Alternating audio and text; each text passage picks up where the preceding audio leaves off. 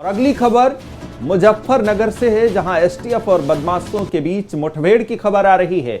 बड़ी खबर इस वक्त की मुजफ्फरनगर से, जहां पर एसटीएफ और बदमाशों के बीच मुठभेड़ हुई है। संजीव जीवा गैंग का शार्प शूटर शाहरुख ढेर हुआ है। बड़ी खबर इस वक्त की, खालापार निवासी शाहरुख पठान बदमाश ढेर हुआ है।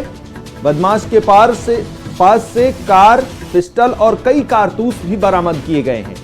मिली जानकारी के मुताबिक शाहरुख पर लूट और हत्या के 12 मामले दर्ज। छपार थाना क्षेत्र के रोहाना मार्ग पर यह मुठभेड़ हुई, जहां एसटीएफ जवानों ने शाहरुख पठान को मार गिराया है। एसटीएफ और बदमाशों के बीच मुठभेड़ हुई है। इस मुठभेड़ में नामी बदमाश शाहरुख पठान ढेर हुआ है। संजीव जीवा गैंग का ये शार्प शूटर बताया जा रहा था शाहरुख पठान।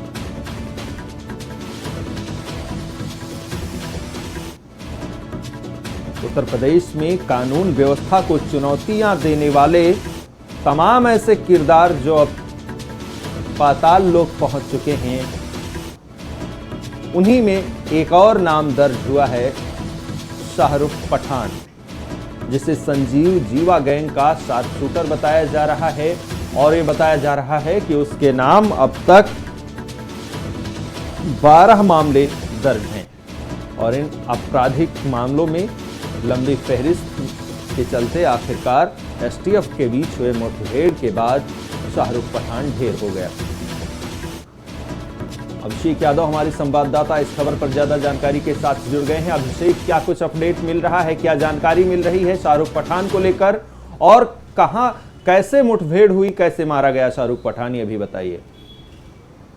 जी, जिस तरह से देखिए, सुबह यूपी पुलिस और एसटीएफ के द्वारा ये संयुक्त ऑपरेशन चलाया जा रहा था।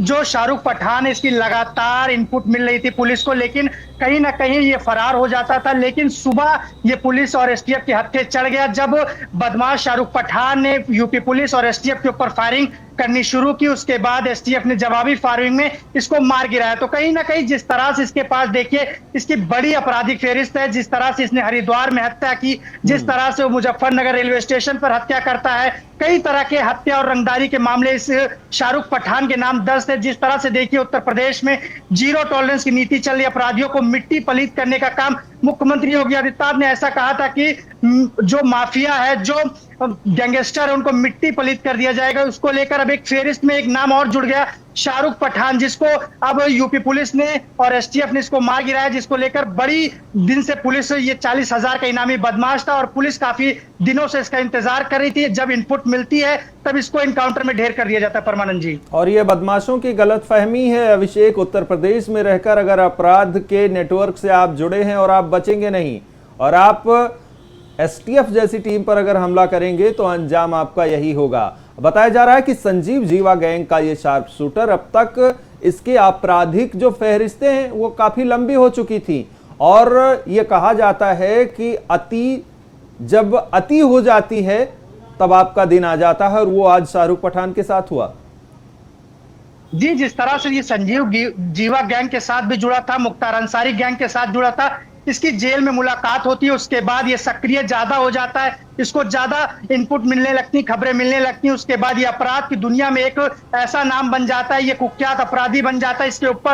इसके ऊपर 40,000 रुपए का इनाम भी घोषित कर देती है यूपी पुलिस और एसटीएफ मिलकर। तो कहीं ना कहीं जब इनामी अपराधी हो जाता है तो उसके फेहरिस्त में, जिस तरह से उत्तर प्रदेश इस समय लगातार, उत्तर प्रदेश की पुलिस लगातार अपराधियों के खिलाफ शिकंजे कस रही है। तो कहीं ना कहीं शाहरुख पठान जिस तरह से लगातार हत्या और रंगदारी का मामला सामने आ रहा था, जिसको बचना नामुमकिन था, जिस तरह से यूपी एसटीएफ घात लगाकर बैठी थी, लगातार इसको कितने दिनों से इसके उस फिराक में थी, लेकिन ये फरार हो जाता था। उसके बाद जब इसको पकड़ में आया तो इसको इनकाउंटर कर दिया गया। जी परमानंद, साल 2017 जब उत्तर प्रदेश के सिंहासन पर बैठने से पहले प्रदेश के मुखिया योगी आदित्यनाथ ने खुले तौर पर यह ऐलान कर दिया था कि अपराधी या तो अपराध छोड़ दें या प्रदेश छोड़कर चले जाएं, आज भी बहुत लोगों में यह गलतफहमी बनी है कि उत्तर प्रदेश में रहकर अपराध और आपराधिक घटनाओं को अंजाम देते रहेंगे, और जो ऐसा करेंगे उनके साथ यही हश्र होगा। बहुत बहुत धन्यवाद अभिषेक इस खबर पर ज्यादा जानकारी देने के लिए।